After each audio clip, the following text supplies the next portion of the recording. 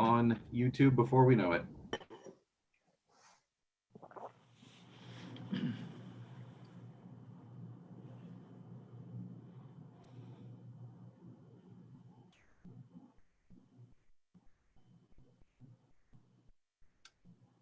All right, Mayor. Thank you, Steve, and welcome everybody to the 21st Zoom Mayor's Breakfast. Been 21 of these we've had over the last 9 months. And again, I'd like to welcome everybody. Today's guests, by the way, many returning, of course, for guests. Joe Gorton, our city manager, will be giving an update on the city. Our county supervisor, Candace Anderson, will give us the latest update on the COVID restrictions that are occurring both here in the county and perhaps in the state. And then our own Dr. Joseph will be giving us sort of highlights of the year and a summary, and also what's occurring right now with the battle against COVID. And of course, a shout out to Steven Spadowski. Steven is our deputy city manager and also quarterbacks, as I say, our breakfast, and has quarterbacked these breakfasts for the last 21 episodes. And so Steve, a special thank you to you for doing that. What I was going to do briefly before our guests is to give kind of a brief overview, because this will be, at least for me, my last Mayor's Breakfast. It's something we started 9 years ago. We had almost 90 of these, I believe 89 of these occurred at Clementine's Restaurant, where we would gather the last Friday of every month, and we would bring in a special guest, and we'd have a speaker and a topic, and it allowed residents from all over the city who wished to come down, didn't have to buy breakfast, they could just show up, and we would pack the room, and we would have a community conversation for an hour or so. I found it to be really useful. I've heard back from residents that they enjoyed meeting our community leaders, from our city manager and our police chief, our congressional leaders, and it was a chance to have these conversations and learn more. We've had 21 of these as Zoom, as we shifted away, not being able to meet in person. And it's in some ways been even more robust. We've had larger audiences. One of our audiences was just less than, I think, 800 people watching this. I give full credit, by the way, to Dr. Joseph. I think he really has drawn them in consistently, and I appreciate Dr. Joseph, you being here available almost every episode. As sort of a quick recap, our most frequent guest we've had in the Mayor's Breakfast is Supervisor Anderson, who came to several of our in-person, has made all but one of our Zooms. So you're the number one guest speaker we've had on the Mayor's Breakfast. Number two has been our city manager, Joe Gorton, who first began coming to these as a police chief and now finishes being our city manager. And the third most frequent guest is Dr. Joseph.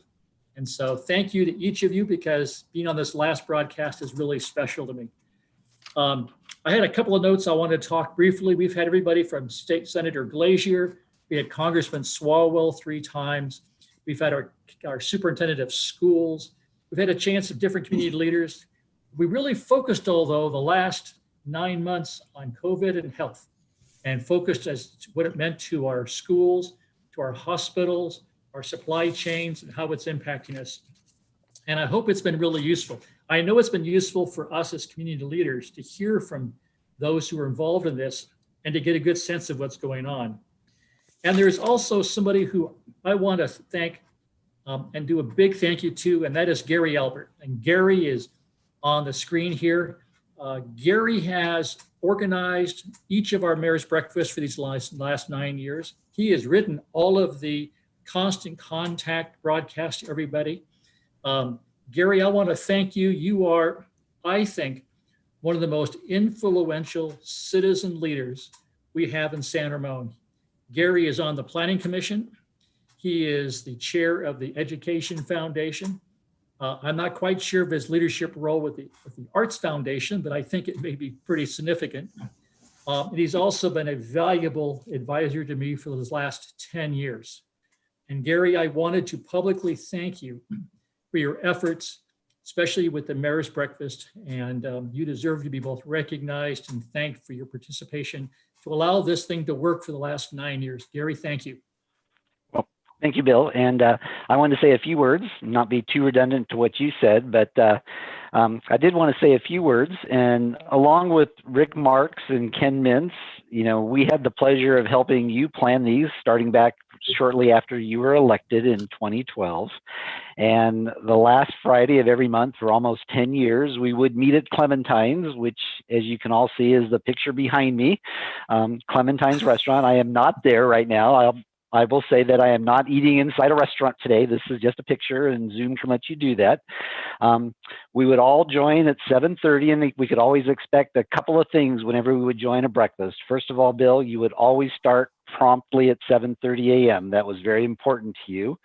And you always started the same way. You would always ask everyone there, whether it was their first time joining or their 50th time joining, to introduce themselves, and you said it the same way, to share what their connection was to San Ramon, because you always felt that was important to let people know who was there and what they were there for, whether it was their first time and they just wanted to learn more about the city, or they were an old hand at things, but you always made people feel welcome. And I think we all appreciated that. And the next thing you always said is we were able to quietly order breakfast or not. It was at their discretion, and you always had your Diet Coke in front of you, and that was your trademark. The other thing we could always count on, Bill, is that we would leave promptly at 8:30, because it was very important for those people that took time out of their workday to be able to count on getting to work at a certain time. But you always left time at the end for announcements, because you thought it was important that people had a chance to share what was going on in the community, whether it was the latest announcement for the Rotary Club or the Run for Education or the city event. And it was very important that no matter who the guest was, they knew they had to cut things off at 15 minutes before, the 30-minute mark, because we had to go around the room and we had to all make sure that we had a chance to share whatever that event was. But what was most important, Bill, was what happened between 7:30 and 8:30, and that was the guests. And over the years, we were, as you said, pretty fortunate to have some great guests.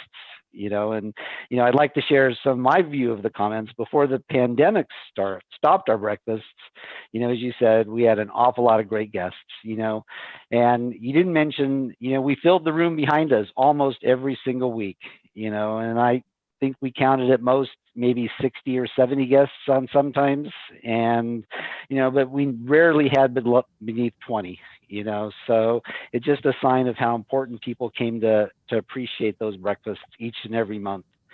And sometimes when we filled the restaurant and there was someone that joined us randomly at the other end of the restaurant, we heard them straining to hear what we were talking about, and I think sometimes those people became attendees the next month.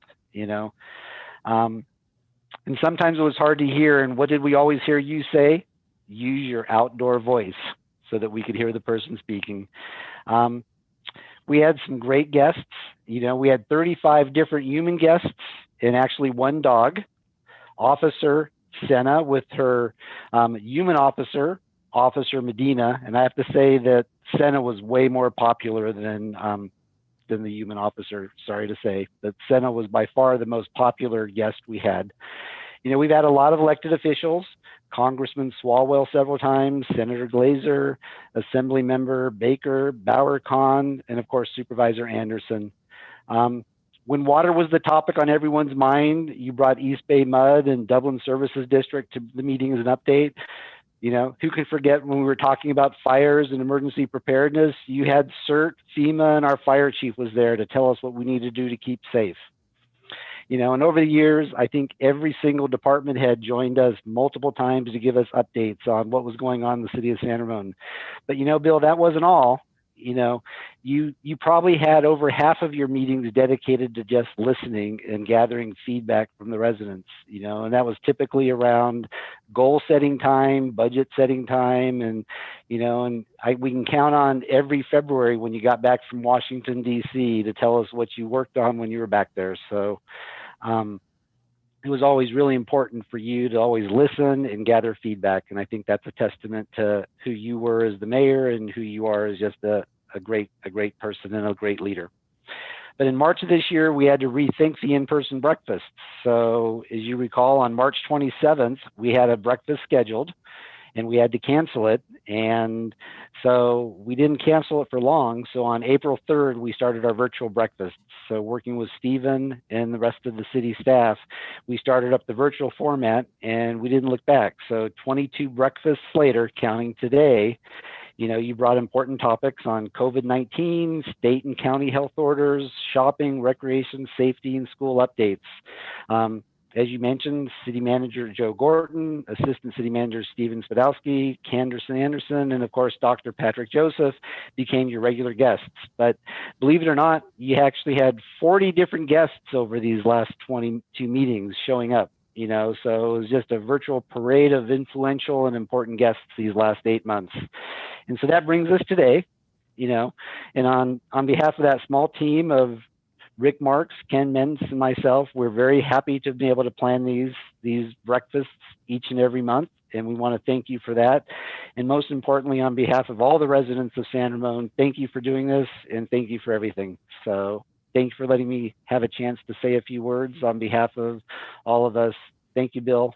We really do appreciate all that you've done for us. Oh, Gary, thank you. Again, like I said, thank you for the work you did to help bring this together the last 9 years.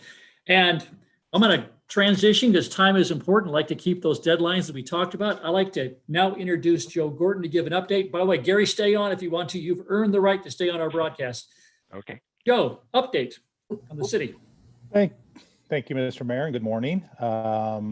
I'll keep it brief because I know that Supervisor Anderson has some updates on the COVID and issues, and most of what we do is at the city is where we react to those orders as they come out, and we expand and contract to comply and to ensure that the city business is conducted. So we will be able to continue to do so. The city, it's not our first rodeo, if you will. If it has to be more restrictive, we had it back in March, and we've learned how to efficiently deliver those services in any format. So I'm confident that the city will stay on track without any problems whatsoever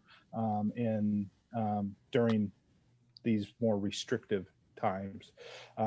Some people have asked regarding the holidays, and I'd like to just turn it over real quickly to Steven Spadowski and direct you to our city website.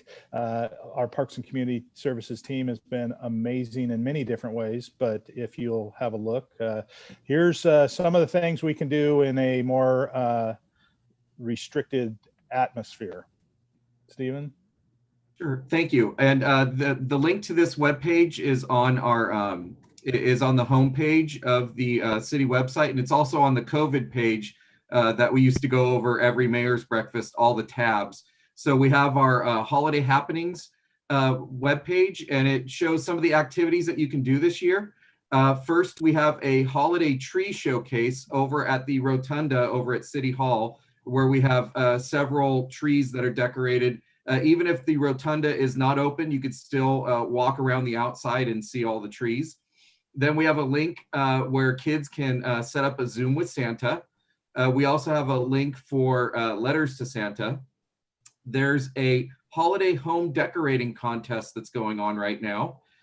There's also a link for holiday merrymaking kits that you can have sent to your house. And then there's a virtual concert coming up that you can buy tickets to. So once again, just go to the city homepage. And also, if you have any questions for today, please email them to me, info@sanramon.ca.gov. This is your last chance to get some questions in. So if you do have anything, please email them to me there. Thank you, Stephen. And just to share one quick story for the mayor as he's moving on to a new chapter. We talk about the mayor's breakfast, and when I first became a city manager, he asked me to share at the mayor's breakfast, and he wanted a little update on the budget and things like that. And of course, as a new city manager, that was important to me to really bring my A game to the mayor's breakfast. So Yes. I developed this nice little spreadsheet, or not spreadsheet, but the infographic sheet that had all sorts of charts and pie charts and showed the budget in many different ways. And I got there the morning at that time. I think it was 7 o'clock in the morning that you started the breakfast. So I was in early and I copied them. And this was a reasonable sized document. So and you got it. It was all colorful, and so you folded it to make it a little booklet.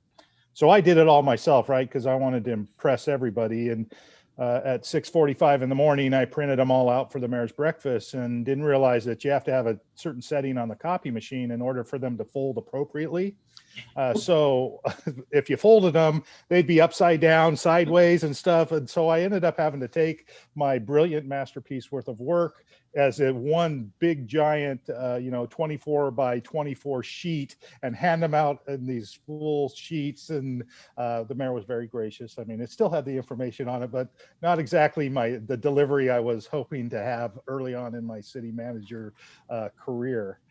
However, it was great. It was very memorable. Yes, it was. So on behalf of the city, in all seriousness, the one thing that if you ask about you, Mayor Clarkson, and I think everybody would agree, is when it comes to being able to collaborate with all the stakeholders in any given instance, Mayor, you're by far one of the best collaborators, one of the best people that are able to bring different stakeholders together, and some that may not get along that well, but actually get them together to work out solutions. And I've seen it time and time again as we work on challenges in the city, and we'll miss your leadership on that. And on behalf of the city of San Ramon and all our staff, we thank you for almost a decade of service to this city. So thank you. And that's it for me. Thank you, Joe. It means a lot. Thank you. I'd like to now introduce our county supervisor, Candace Anderson, and being mindful of the time, Candace, because I want to make sure we give plenty of time for Dr. Joseph and for questions, but give us an update on what's going on with the state and the county. I will. So how much time do you want me to take, Bill, realistically? And I'll at least 12 minutes or more. Yeah. Oh, 12 minutes. Okay. I'm going to run with my 12 minutes. Okay. So as most of you, well, first of all, I've got to thank Bill. I mean, I really have enjoyed both his real breakfast with the mayor when I couldn't be at those. Gail Israel, my chief of staff, who is also a San Ramon resident, was always at those, and she would bring me back great reports. And then these virtuals. I think it has been so critical during this pandemic that we've been through that we continue to provide good local information and opportunity for questions. And this has been such an excellent venue that many times I've even done the link to this Facebook Live event in my e-blast saying, hey, if you want to hear the latest from Dr. Joseph, go right here. He has great points on this. And it was really helpful to counter because there's a lot of misinformation out there. So I've got to thank you for that. And so, Bill, you are truly going to be missed, but we know you're not going far. And we know we'll see you out in the community doing some really great things with your interest in history of the community and other passions you have to really improve the community. So again, thank you for everything you've done. Well, as most of you are aware, yesterday we had a very significant announcement from the governor and talking about new thresholds, new guidelines that are coming down, because we really are hitting some very, very serious numbers within the state of California and within Contra Costa County. So for those of you who aren't aware, he pretty much divided the state into 5 different regions and said what's really going to be critical on when we implement a more serious lockdown is going to be your ICU bed capacity. And as you've heard me say all along, while case counts are important, what's always been critical to me is the percent positive in the population, and more importantly, what do we have available for hospital beds and ICU beds? As Dr. Joseph has explained over the weeks, we have so many very good treatments available. We really don't, and many of which need to be administered in a hospital setting. We don't want to ever be in the position where people are dying because we do not have the hospital capacity to treat them. So that's really where, the governor was coming down, and we were looped in, interestingly enough, with all of the other Bay Area communities, with Alameda County, with Marin, Monterey, Napa, San Francisco, San Mateo, Santa Clara, Santa Cruz, Solano, and Sonoma, sort of our usual partners that we've been working with quite closely with our Bay Area health officers as well. And so right now, I was feeling pretty good. We were, when you look at the rate of where counties are, we were probably the best county in the state, where as of yesterday, we did have about 25.3% ICU capacity available. And so while this health order is coming out, it's been, using modeling, extrapolation, it looks like, well, perhaps we would get there in a week, 10 days, but hopefully we could curtail this. And I had anticipated today at noon, our health officer coming out with a new order for Contra Costa County that would really slow things down just a little bit more, but not be quite so as extreme as the state measures. Some of that has changed. The Bay Area health officers have been meeting overnight. They are very, very, very concerned that if we wait until we get to that 15% ICU capacity, it may be too late.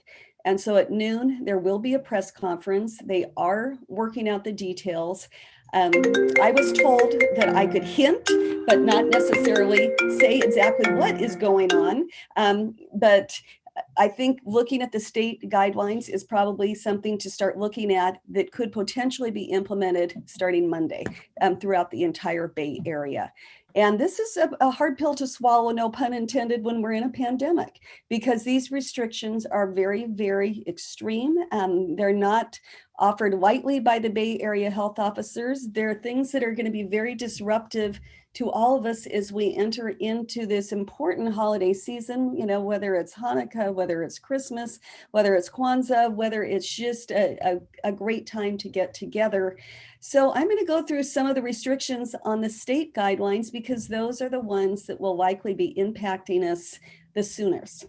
And so the good news is it's not as restrictive as back in March. So Californians may continue to access critical services, outdoor activities. So medical appointments, dental appointments, things like that are not going to be shut down. All of our hospitals, most of our healthcare providers indicate that they continue to have sufficient PPE. And I'm sorry, it's hard when all my devices are connected to one another.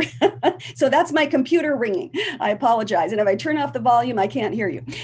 So we'll still be able to access outdoor activities, but certain sectors are going to have to close. And that would include indoor and outdoor playgrounds, indoor recreational facilities, hair salons, barbershops, personal care services, museums, zoos, aquariums, movie theaters, wineries, bars, breweries, distilleries, family entertainment centers, card rooms, satellite wagering, casinos, limited audience sports, amusement parks.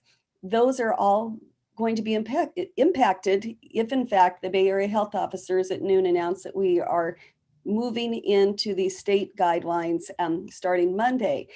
Outdoor recreational facilities can continue to operate, but without food or drink or alcohol sales.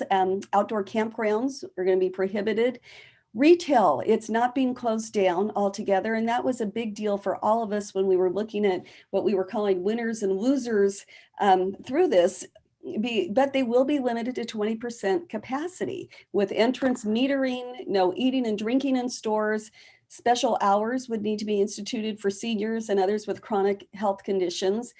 Shopping centers can also continue to operate, but with 20% capacity, and also that same entrance metering, no drinking in stores and implementing special hours. It would limit hotels and lodging to be only open for critical infrastructure support as opposed to vacationing. Restaurants would be shut down for indoor and even outdoor dining. And, earlier in the week, as I met with the health officer on Thursday, we were looking at in Contra Costa saying, okay, well, we're going to, limit outdoor dining to just 25 people, which would still allow for that. But if in fact we do move into the state guidelines, that will limit it to only takeout or pickup, which is going to be incumbent on all of us to really help support our local restaurants. Yes, you won't be able to dine there, But by all means, pick up a meal, take it back home, you know, as I've said before, in front of your fireplace, assuming it's not a spare the air night or you have a gas fireplace, you know, eat those at home. Offices are also going to be impacted with remote work, except for critical infrastructure sectors where remote work is not possible. Places of worship, outdoor worship services will continue to be allowed, which I think is a very, very important First Amendment right. And particularly in this religious season for so many people where it's one of the more important sacred times of the year, you will be able to gather outdoors. But of course, so many of us have been worshiping remotely via Zoom anyway, which is obviously a little bit safer. Entertainment production, including professional sports, can continue to move forward without live audiences. And they're still, you know, allowing testing protocol bubbles are still highly encouraged for those professional sports. And then schools, if they're already open, they can continue for in-person learning. And I think this is something that is so, so important to many of us who never really wanted to see schools shut down in the first place. Yes, they have strict requirements to comply with. And as we've seen even recently this week in Danville, yeah, they had an outbreak and they dealt with it at Del Amigo High School. They were able to clean the classroom. They were able to test the families, do the necessary contact tracing. And so schools will not be shut down if they're already open for in-person learning. Non-urgent medical and dental care, as I mentioned, child care, pre-K, that is still allowed as well. So these are the big changes. So let's talk a little bit about where we've gone just in the last month in Contra Costa County that has really brought our health officer to the point of saying, this is something we really need to look at implementing sooner than later. Because again, I was sort of thinking, hey, we've got some breathing room here. Maybe things will turn around. We've got this 2 weeks, things like that. So a month ago, when I was with you, and actually it was 3 weeks ago, but a month ago, hospitalizations were about 35 people in Contra Costa County. Yesterday, they were at 116. When I talked to Chris Farnatano this morning, they're up to 126.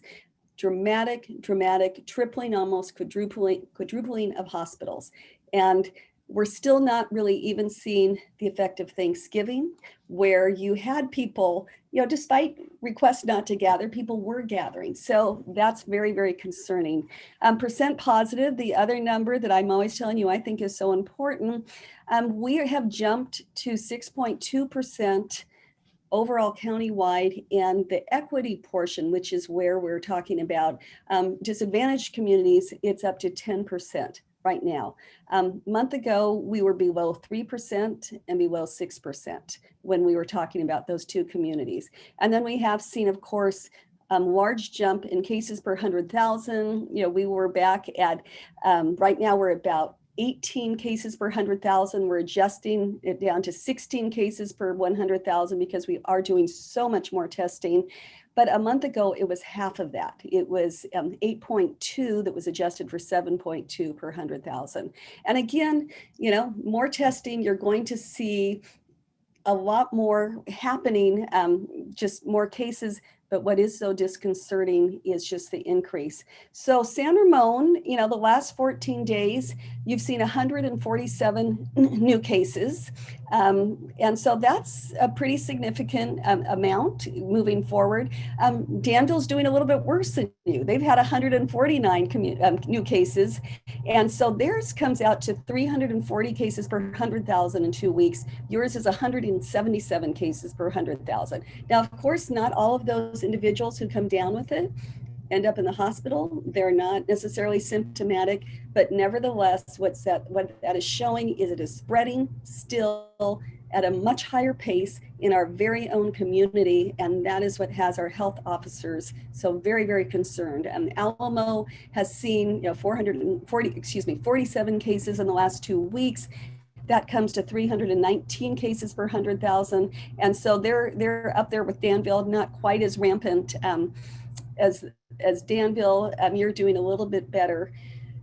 Best way to really tamp down this surge, and as I talked to Dr. Farnatano this morning, we really truly believe and hope this is the last surge we're going to be facing, because we will start vaccinating people, assuming the FDA approves the vaccines, starting in the next 2 weeks. But as most of you are aware, it will not be widespread throughout the entire community until late spring, early summer. So with that very dismal final report on Bill's morning with the breakfast with the mayor, I've just got to say, stay safe. I mean, these are being enforced locally. I know Joe Gorton has mentioned that, they're not going to be out knocking on doors, counting people in your home who's there. You've got to use good sense. You've got to use good judgment. Wear a face covering every time you leave the house. Avoid going out whenever possible. And at this point, after Monday, assuming the health officers do come out with the order, I anticipate that they likely will, there should not be, additional gatherings. Get really good at enjoying these Zoom hugs, these Zoom gatherings.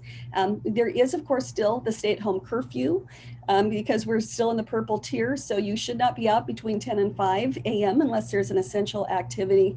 And with this order from the state also does come with a travel ban, that you really should not be leaving. You should not be traveling if it's tourism, recreational. What is allowed for essential travel would be work and study, critical infrastructure, support, economic services, supply chains, health, immediate medical care, safety, and security. So, there's some wide latitude on that. But sorry to be the bearer of such dismal news, but we are where we are. And I hope everyone will stay very healthy this winter season. So sorry, I went 2 minutes over, Bill, but it's back to you. Now, Candace, I also understand that you have another important meeting at 10 o'clock. So I know when you have to go, you have to go. I appreciate that.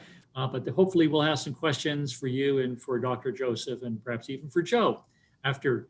My pleasure is to introduce, and by the way, he received an award last night as San Ramon's Educator of the Year, given to him by the San Ramon Chamber of Commerce. It was a great ceremony done by Zoom last night. And Dr. Joseph, we all appreciate the work you've done. And I hope that you enjoy and understand how appreciative we are of what you've done for our community. And I know that you've got a little summary for us and also an update of what's going on. And I think with Candace's information, you can help put it in context for us. So Dr. Joseph, I'm teeing you up. Well, thank you, Mr. Mayor. And as always, and I've said this many times, thank you for the invitation. I always learn. I particularly enjoy the perspective of Supervisor Anderson. And I think our two discussions today will dovetail very nicely into perhaps a review of what has happened. I am going to share the screen and we'll go through it as we can. So my intention today is to really talk about what has been a very tumultuous 2020. And that is looking at the past 11 months. And I want to start off by saying that this past 11 months has affected all of us in every phase, not just the United States, but worldwide. And my closing comment, I will give as the opening comment. We really need to be proud of ourselves, of each other, of what we have done, of how far we have come in 11 months with what we have had to tolerate. And I'm going to go through some of that to try to emphasize. The most important thing is that 2020 has been a rocket ship. And so a holiday rocket ship seemed like the best way to open this. I have never in my decades of medicine, and probably most of you in your decades of your lives, have seen anything that has moved this quickly, that has changed so quickly and has affected us differently, almost weekly, if not daily. So I want to talk about some of the highlights and then wrap up where I think we're going. So this is 11 months ago. And this is what we have done in 11 months. On New Year's Eve, China announced a pneumonia outbreak with a questionable link to a wholesale seafood market.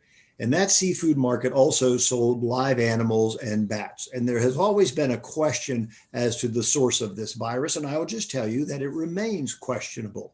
We do know that this is a bat virus. It's from a very small bat, not a large bat, but that's still about where we are. And then a month later, we had our first case in the United States. It was in the state of Washington. It was an individual who had traveled to Washington from China. At that time, we could not do a PCR test. That diagnosis was made by a virus culture, which is only done in specialized laboratories. And then a couple of weeks after that was the Diamond Princess quarantine, where it was determined that there were a lot of travelers on a cruise ship, and that cruise ship was quarantined off of Yokohama, Japan. What we did, if you recall, is we sent special airplanes to Japan to bring back US citizens who were quarantined on that. And they came back to Travis Air Force Base, and then those who were sick were transferred to local hospitals. And that was my beginning of seeing patients with this disease. It was actually individuals from the Diamond Princess transferred to Travis Air Force Base and then transferred to the hospital when they were symptomatic. And right after that, this is just so remarkable. We have never done anything this quickly. Right after that, we identified the entire virus, not just the RNA, that's the nucleic acid of the middle of it. And you can see with the tweezers, that's the part that we use to develop the testing. But we identified the entire viral structure. And it's those pink spikes on the outside that determine the infectivity. There is a shell around it that looks like an eggshell of the blue dots that protects the RNA. We know so much about this virus in a few short months, and that has never happened with any virus, including the AIDS virus. We have never gone this far this quickly. So a lot of compliments to those who have worked so hard in the virus laboratories.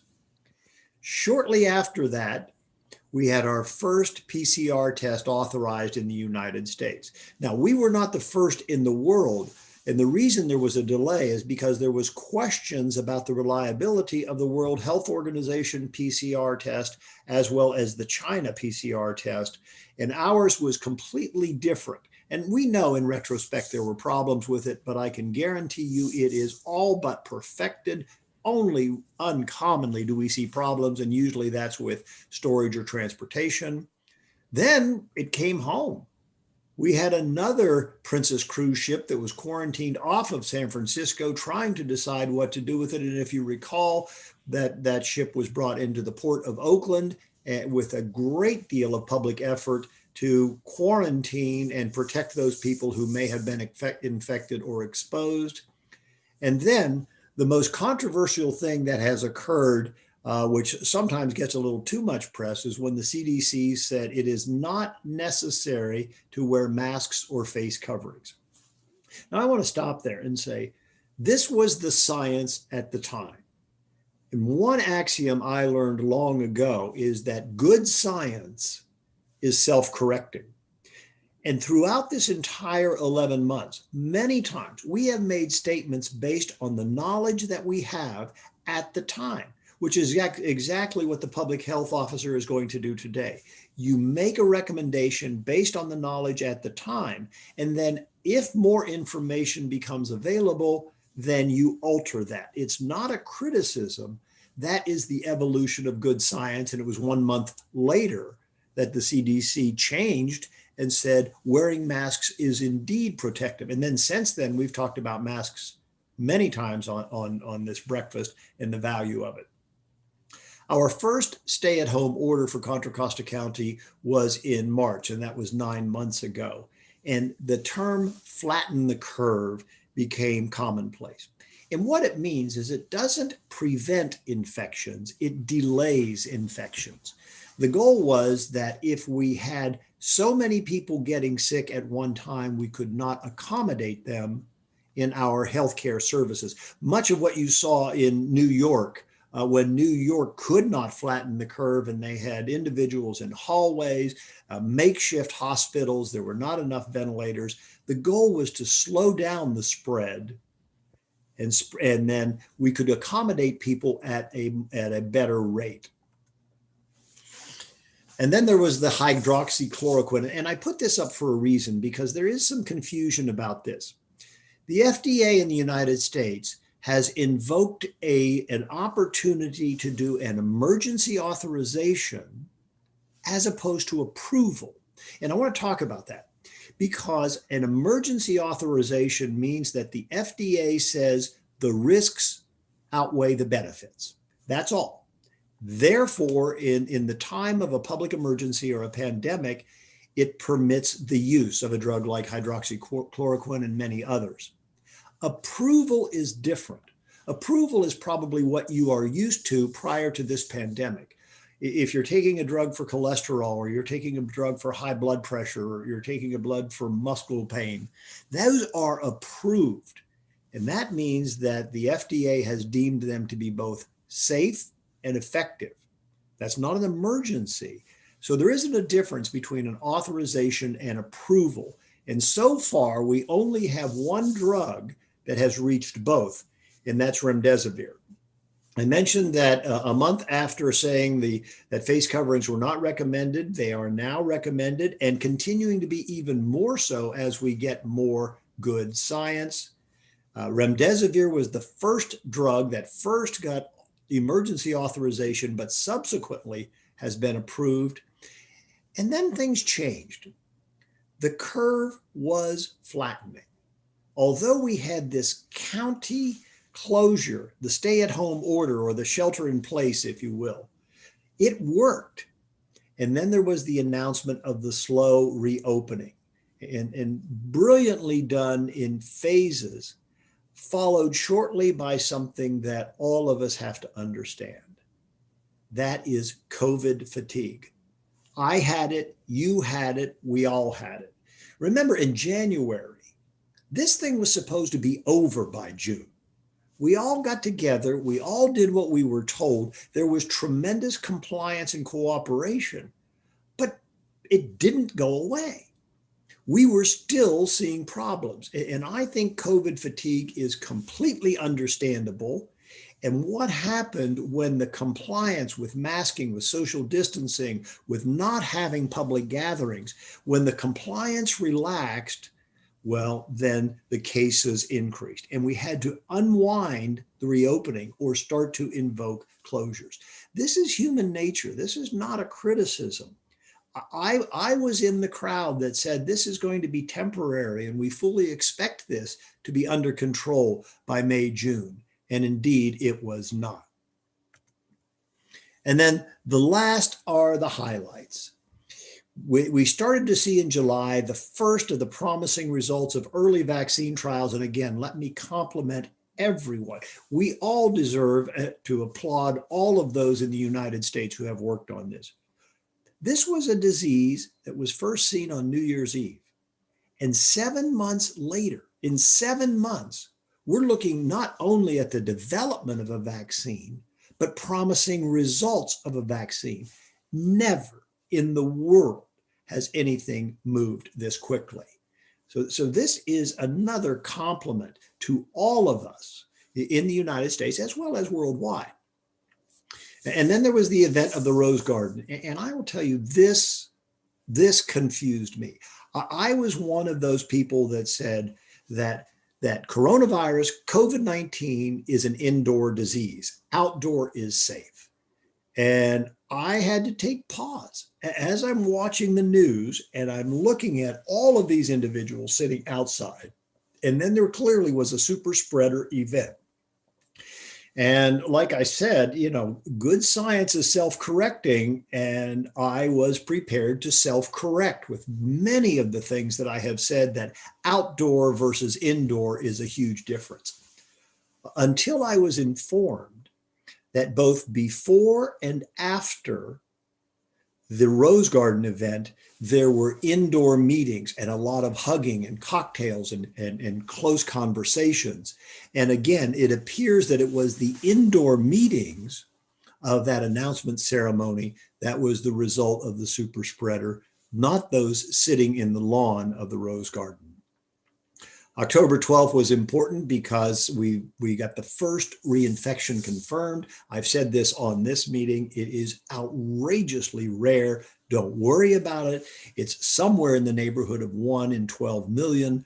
Currently, it is still thought that if one gets infected, one is going to be immune for some period of time, and reinfection only occurs in individuals who have susceptibility due to biology or underlying disease.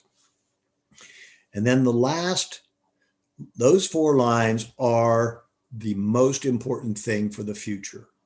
On November 9th, then November 16th, Pfizer-BioNTech, followed by Moderna, announced that their vaccines were 95% effective. Then a few weeks later, both companies, 22nd for Pfizer, the 30th for Moderna, submitted their data to the FDA.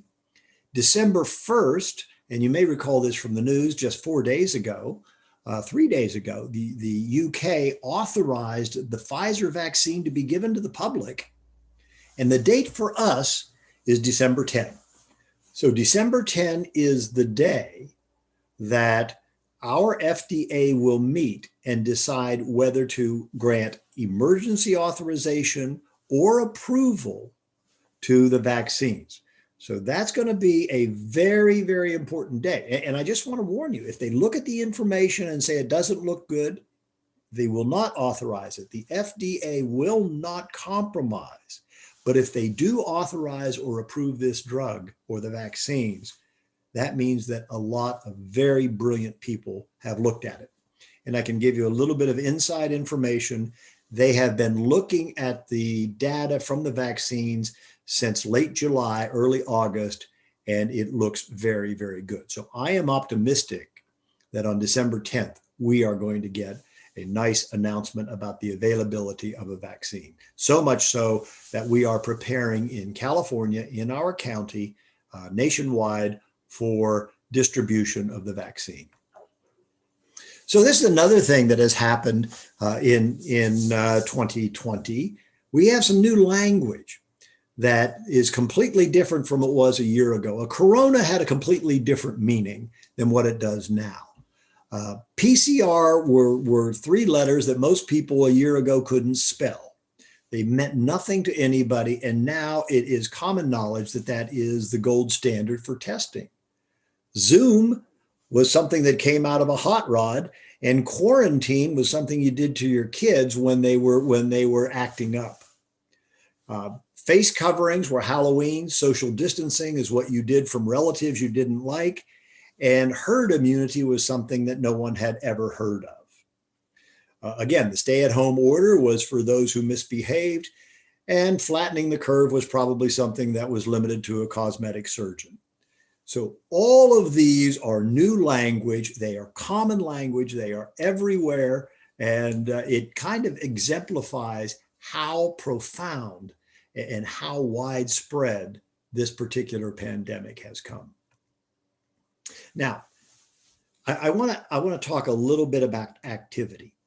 If we talk about a brush fire or a forest fire, there's many statistics we can talk about. How many acres have been damaged, how many people it has displaced, how much money it has caused.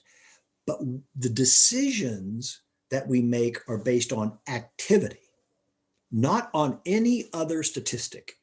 So the other statistics are critically important, certainly the number of people who have died or the number of people who are still very ill. This is what determines what we do. This is what Supervisor Anderson was talking about, what our health officer is looking at. And I just picked April, which was 8 months ago, and December, to show you what has happened. The activity is up, and I probably could have picked a month ago and shown similar increases in activity. This is the United States, an 8-fold increase in the number of new tests per day, a 5-fold increase in the number of people in a hospitalization. And if you want to look at our county, just whack off 3 zeros. Go back to April for our county, approximately 25 cases a day. And now approximately 200. Hospitalizations in Contra Costa County in April, about 20 people in the hospital, now about 100, give or take.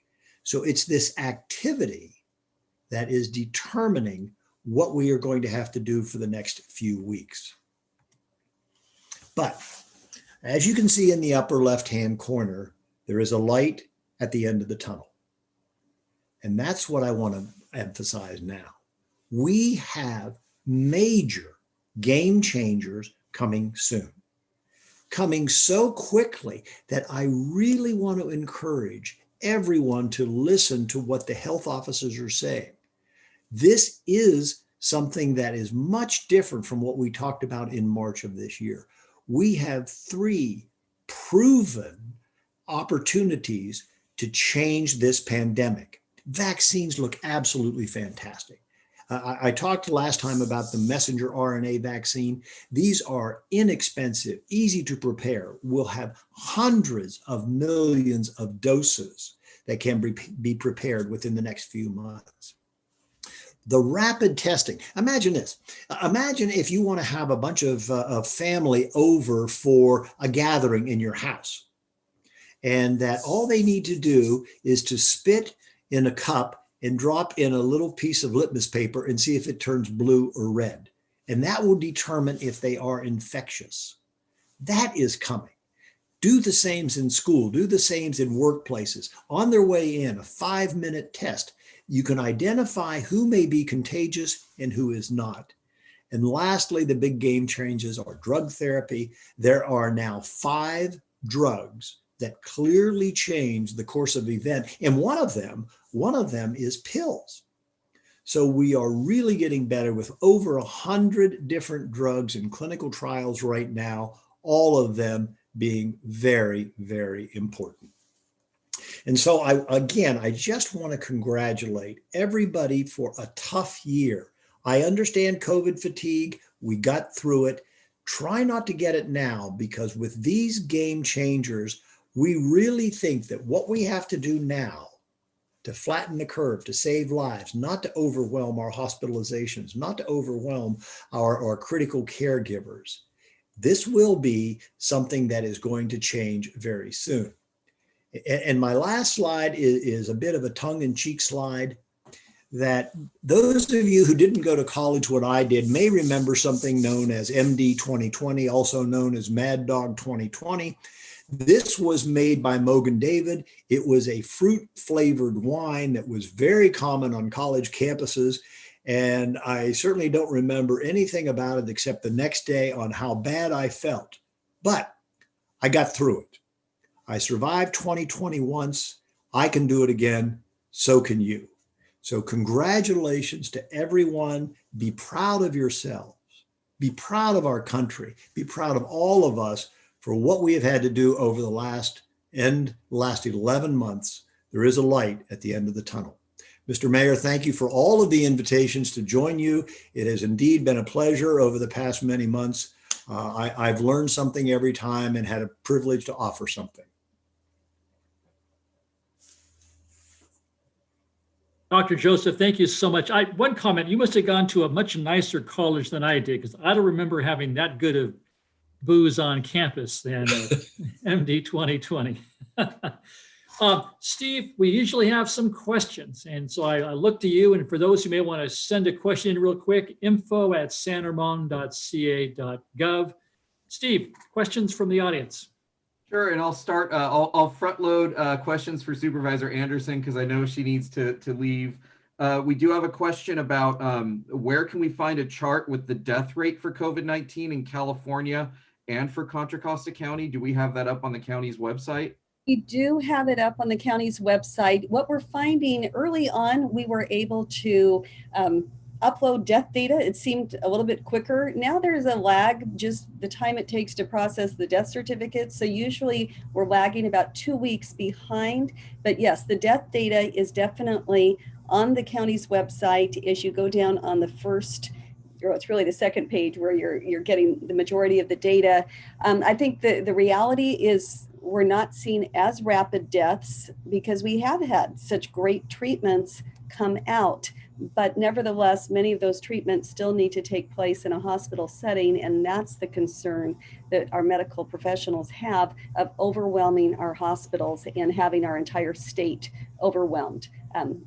Our hospitals overwhelmed. And again, I will add too, each of our hospitals have surge plans in place, and we have continued to keep, Craneway Pavilion available as an overflow area. We continue to have hotel rooms available. We on the county, have continued to stay prepared should there be a surge, should there be need for additional hospital beds. But death data is available absolutely on the county's website.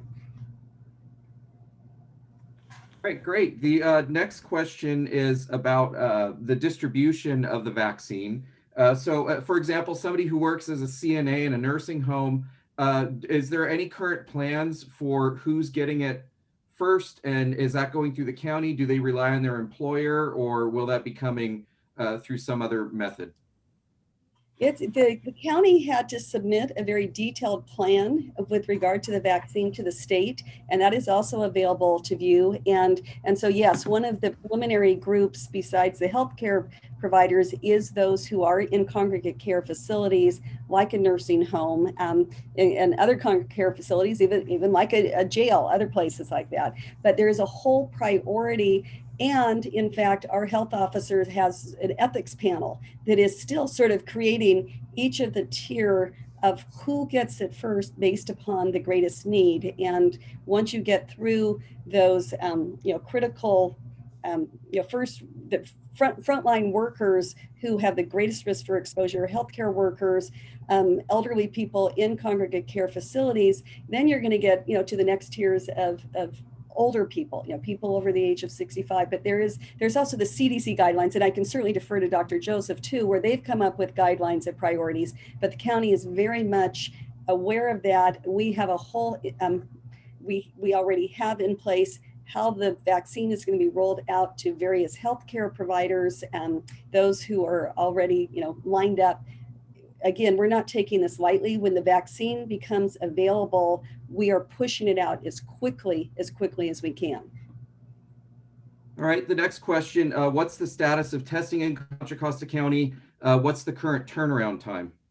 Turnaround time within the county has remained pretty good, usually no longer than 2 to 3 days. We really worked out that issue we had a few months ago with our testing partners. Encourage you to continue to get tested, and of course we love you to go your own healthcare provider, and our healthcare providers have really stepped up to try to increase their testing capacity. But by all means, go to the county's website, to the Get Tested, sign up. You may not get your first location. San Ramon is a popular site and fills up quickly, but if you go back every morning, you can sign up. If you are a first responder, slots are saved every day for our first responders so they can get tested immediately, and their tests will be processed at our county lab and turned around within 24 hours. Great. That's about all the questions for Supervisor Anderson. Thank you so much, and I apologize. I sit on our East Bay Regional Communication Systems Board of Directors, and they meet in 2 minutes, and so I will be jumping over to that. Thank you, Candace. But again, thank you so much. Wish I was bringing you brighter, sunnier news today, but stay tuned at noon, because I haven't seen what the order is going to look like, and we'll see where we go from here. Thank you. Thank you, Supervisor. All right, for Dr. Joseph, we do have a few questions. One about seniors in their 60s and 70s, how they may react differently to the virus. There's a question about were they included in the phase 3 clinical trials? Yes, they were. So as one ages, and it's hard to put a chronological age to say there's a difference between 50, 60, 70, 80, because we all have different biology. But as one ages, there is a change in the immune system. That change in the immune system is responsible for those individuals having more severe disease. So as we started off in the beginning of this, saying that those of advanced age are more likely to get sicker, more likely to be hospitalized, and have an increased rate of complications, it's now clearly related to specific defects in the immune system.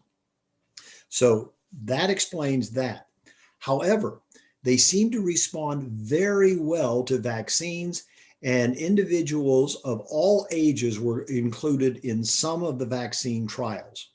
So one has to spread this out among all ages, certainly among all ethnic backgrounds, among those with risk factors. So we don't have a whole lot in every field, but yes, everyone was included.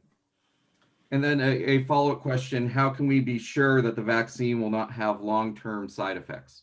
We can't. We absolutely can't. Brilliant question. And nor can we from anything that is recently released. So I think it's a valid question.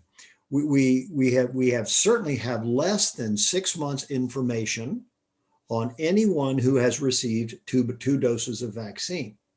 So it's not possible to predict. What we can say is that we will certainly watch. But let me also say this for other vaccines. We have vaccines that we get every day, and the influenza vaccine that we have received every year changes every year. So the flu vaccine that's available for this flu season of 2021 is different from the one from last year and from the year before. We almost never have long-term effects. So we look at everything that we can look at, but the question is valid, can't deny it, and we just have to work through it. Another question, vaccine related, with the Pfizer vaccine needing to be stored at such a low temperature, what viability checks are done at the vaccination site before it's administered? Vaccines that require storage at that level, that is minus 80 centigrade or Celsius and minus 100 Fahrenheit, have an indicator with it. So imagine a box of vaccine, and let's just say there's 10 vials in there, and there's an indicator in it. And that indicator is specifically designed to change color if the temperature goes out of range.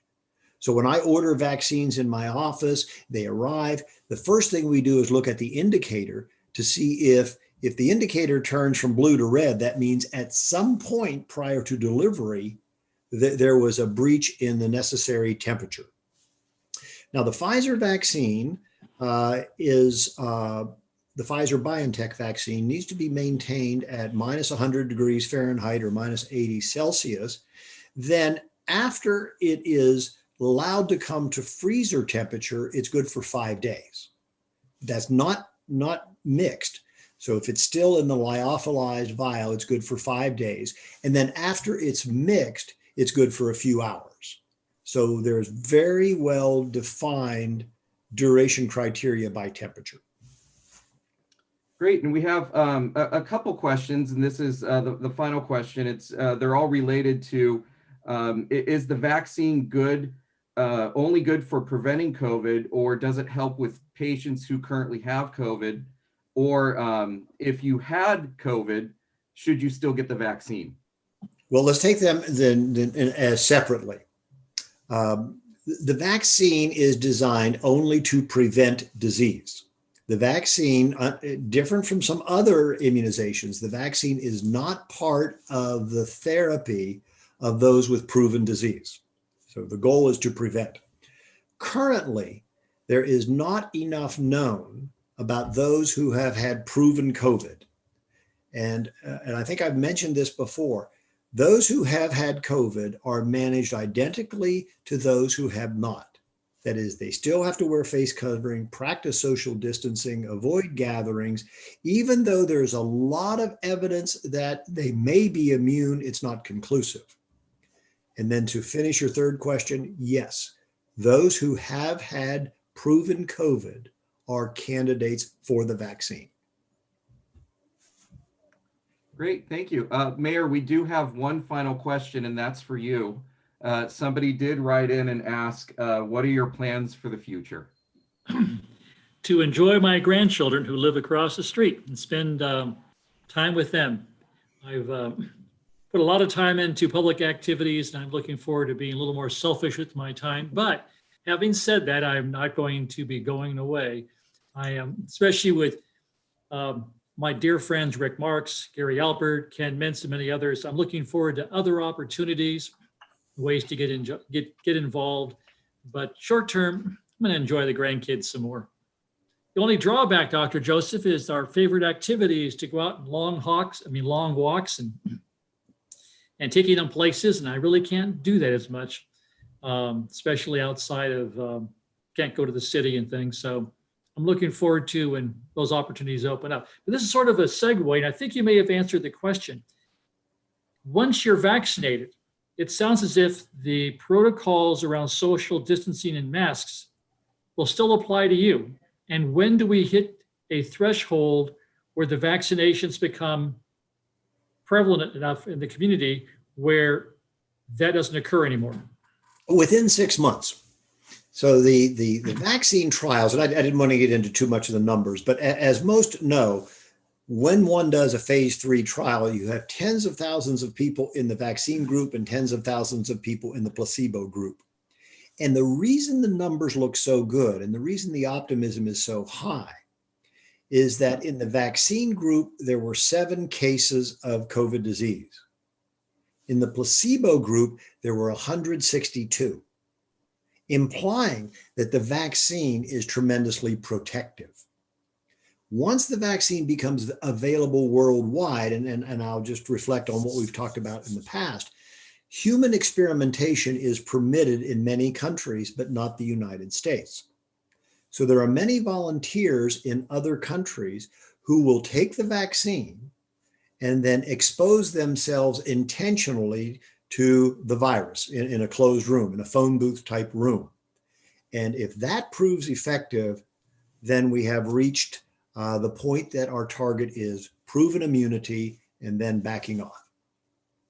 So my question would be, in terms of the expectations that residents have, vaccinations are being given over the next 3 to 5 to 6 months.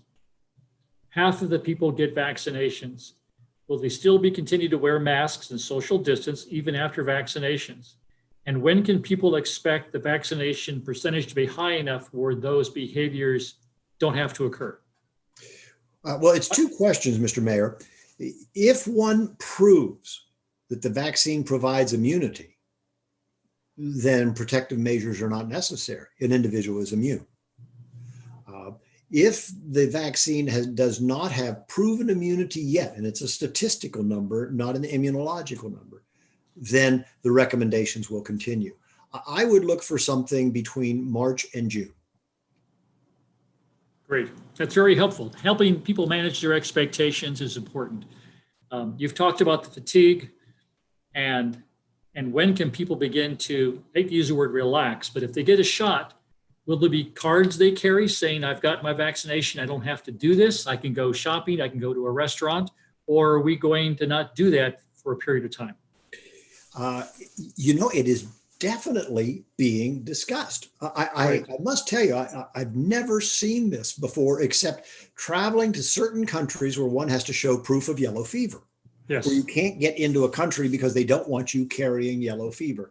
We don't have anything else in the world that requires proof of immunization, but it is definitely being discussed for airplane travel. And it is possible. And I can tell you that I've seen some of the some of the concepts, not proof of concept, but some of the concepts that to get on an airplane, you may need to show proof of vaccination. So it's definitely being thought. It's a public safety measure, not intended to be anything else except to protect others who may not respond to the vaccine, who may be getting cancer chemotherapy, have underlying immunological diseases. It's not intended to be punishment, but rather to be protective and considerate. Great. Thank you, Dr. Joseph, and thank you to everybody who's listening in our conference on our call today. Joe Gorton, I appreciate your leadership and being here every week.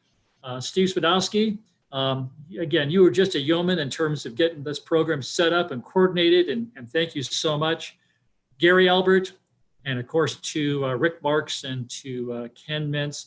You guys have been invaluable, and anybody who serves as a mayor or an elected position, they are blessed if they have dear friends who spend time every week giving them thoughtful advice. And I want to thank you again for all your help, Gary. And Dr. Joseph, I hope this is not the last time that the residents of San Ramon get a chance to hear your expertise, especially as this begins to draw to a close. I really want you there to share with us the accomplishments and to share how this comes to a close and hopefully how we can put this chapter behind us. And again, we appreciate, and through you, all the professionals who have done simply amazing work to bring forward vaccinations and the therapies. So thank you, sir. Thank you. With that, have a safe weekend. Have a wonderful and very safe Christmas holiday season, and enjoy your weekend.